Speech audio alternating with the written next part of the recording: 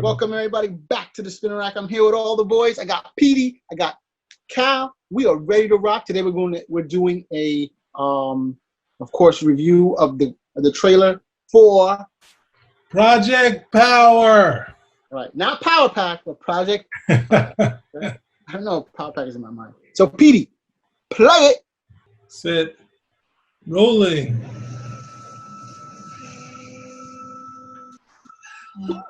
Speak a little power. There was a pillar. I'm coming at the vibe. They could give you 5 minutes. Spit it so they get it. I'm in bed with the power. Pure power. Would you take it?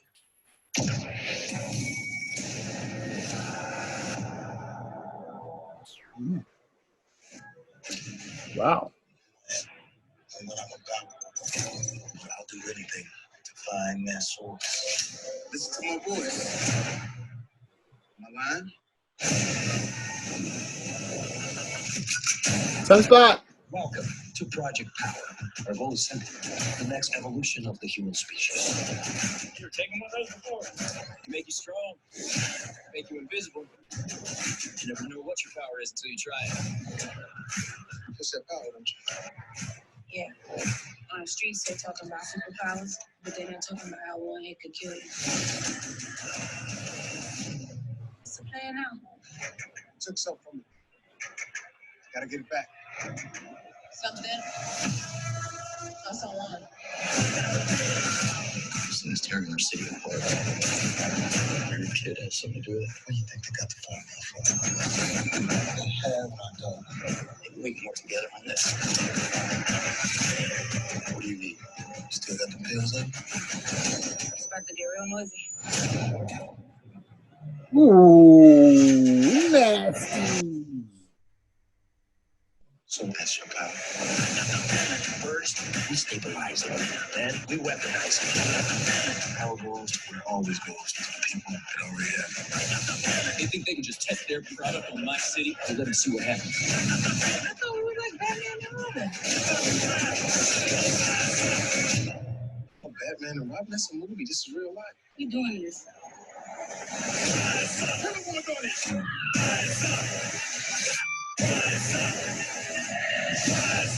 We're gonna end this.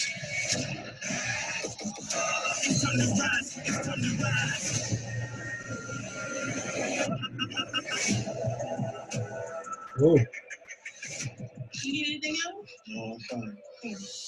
Yes, you are. Interesting. Oh, Netflix.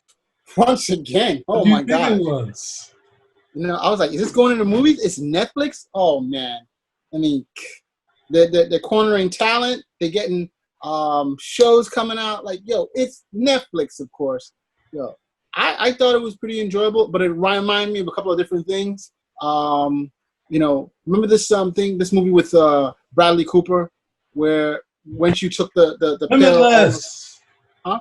Limitless. You know, but this time you have all the power, and I'm like, which is really cool. Like, you're a mutant in a pill. I wonder if there's like a time limit or something like that. Oh, this is Limitless. This is Limitless meets Dial H for Hero. So And Green Light. Don't forget Green Light. Oh, green light. Yes, you're right. But hey, you know, you did a good job weaving it all together. I think it's Netflix put some money in the special effects. When Joseph Gordon-Levitt, he got shot, you see that face thing? Yo, that was crazy. You know, I hope that's not all there is for the movie. They showed the best clips. That would be wrong. But hey, it looks as though something I definitely want to see. It looks like something that you know, it's how do you put something like that back in? If there's a pill that can give people power, how do you put that back in a genie? You know what I'm trying to say? Because once that comes out, everybody's gonna be trying to get that pill. What do you think about that, Cal? how do you put it back in the bottle, or how do you put it back in the genie? Yeah, put it back in a bottle. Sorry, put that genie back in a bottle.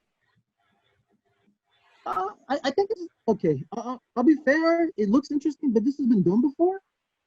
You know, it's been done before on comics. It's been done before on screen. So I don't know. This was maybe like a 2-hour diversion for me, just as long as it's got some action and the story. They follow along with the basic parameters of it. but based on the trailer, I haven't really seen anything that jumps out at me in terms of, overall story. But the You didn't Jamie see Foxx Sunspot vehicle, run out? this is like an afternoon matinee. That's what it looks like at the end of the day. I'm still up for seeing it. Cool. PD, give me your thoughts on this, baby. I think this is covered in the in the Dial H for Hero / Limitless / Greenlight. Well, the trailer is really good. I think that now Jamie Foxx doesn't have to do Spawn, doesn't have to do a story where his face is all matted and burned and whatnot. He can just do his own stories now. And at the same time, it just looks like an exciting thing. And I guess, what is it? I'm sorry. Jamie Foxx isn't doing Spawn anymore? I don't know. We don't know what's going on with the Spawn movie. It's going to take another 20 years to come out.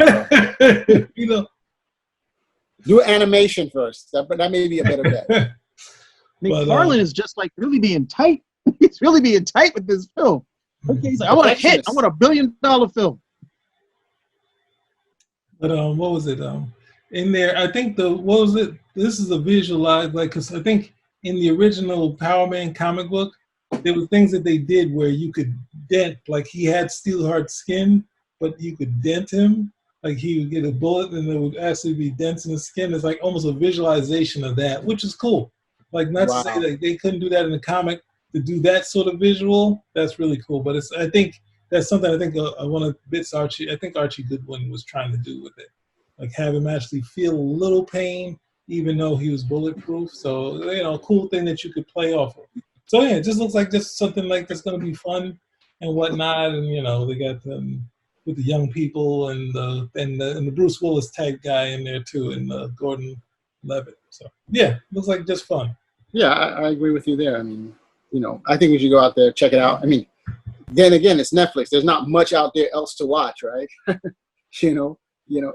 long as they're producing sci-fi shows and superhero shows and stuff, we will probably be watching that. Netflix, the world on lock. You can watch.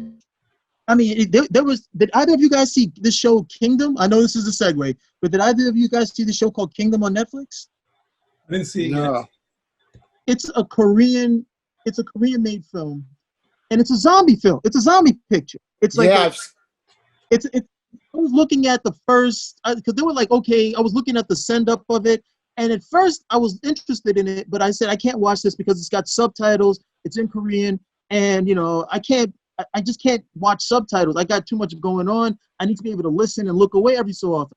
Then I realized, you can choose the audio that you want, so I can actually put it in English. I put it into English. It was 2 seasons. It was great. It was a whole bunch of fun, and now they've got over with this like foreign stuff. How much foreign stuff they've got in the can? Okay, how much foreign stuff they've got in the can, and you can just put English now. Don't have to be bothered with the subtitles. My goodness, it's just man. I look at it and I'm just surprised by how much they have in the can. I thought they had I knew they had some stuff in the pipeline, but I think what Mars said is great. Is correct. He's like, what? He's like, no, the pipeline is backed up. You need a laxative or something. They can't get it out fast enough.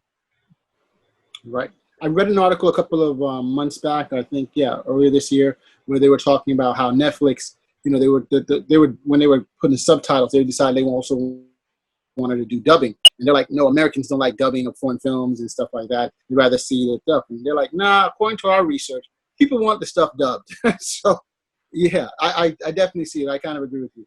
I actually saw that Zombie. I did see it, and Kingdom. And I was like, well, zombies in ancient Korea, that was just kind of, so I haven't gotten past that.